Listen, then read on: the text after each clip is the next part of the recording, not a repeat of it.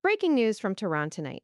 Iranian authorities and state linked media are now confirming that Supreme Leader Ayatollah Ali Khamenei is dead, marking the end of an era for the Islamic Republic and opening a deeply uncertain chapter for Iran and the wider Middle East. Khamenei's late 80s had ruled Iran since the late 1980s, overseeing wars, sanctions, uprisings, and nuclear standoffs, and concentrating enormous power in the office of supreme leader.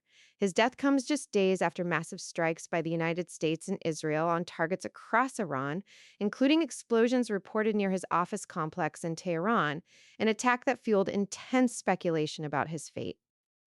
For hours, officials dismissed reports of his killing as foreign propaganda, insisting he was safe in a secure location. But tonight, that narrative has shifted dramatically, with Iranian channels now using past tense to describe the man who sat at the apex of Iran's political, military, and religious system. With his passing confirmed, attention turns immediately to one critical question: who will lead Iran next, and how will that decision be made? So, under Iran's constitution, the body responsible for choosing the next supreme leader is the Assembly of Experts, a powerful council of 88 senior clerics who meet behind closed doors. These clerics, themselves vetted by the conservative Guardian Council, will now convene to assess potential successors, weigh their religious credentials and political reliability, and attempt to maintain continuity inside the system.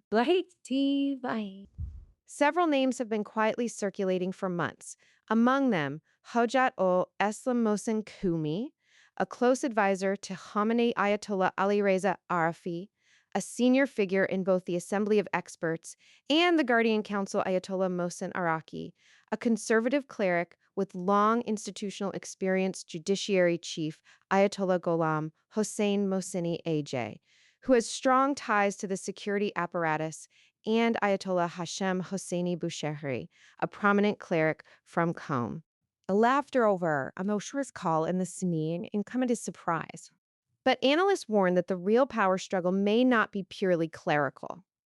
United States intelligence assessments have long suggested an alternative scenario in which hardline commanders from the Islamic Revolutionary Guard Corps, the IRGC, move to shape or even dominate the succession process, turning Iran into a more overtly militarized state. What happens in the coming days will matter far beyond Iran's borders.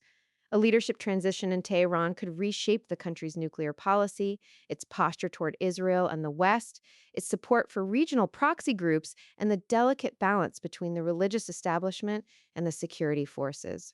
With global oil markets already on edge and tensions soaring across the region, the death of Ayatollah Ali Khamenei is not just the end of a leader's life, it is a potential turning point for the Middle East, and the world will be watching every move that follows.